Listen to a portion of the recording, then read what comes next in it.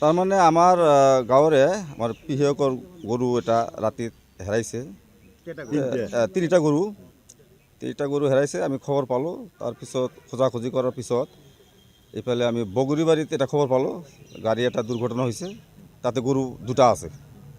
আহি কিনে গৰু দুটা চালোঁ, চাই কিনে সেই গৰু দুটা সিহঁতৰে হয়, কিন্তু আৰু এটা মানে পোৱা নাই। আৰু তেনেকৈ মানে বহুত দিনৰ পৰা গৰু এনেকৈ মানে এটা দুটাকৈ চুৰি হৈয়ে আছে।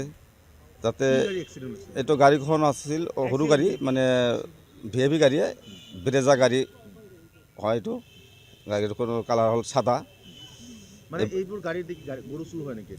মাজে মাজে গৰু চুৰি হৈয়ে থাকে আমাৰ গাঁৱৰে। আৰু এই অলপ এক মাহমান আগতে এটা চুৰি হৈছে।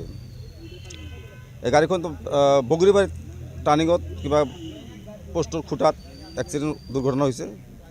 এই খবৰ পোৱাৰ পিছত আমি চাই কেনে দেখিলোঁ গৰুখিনি আমাৰে হয়।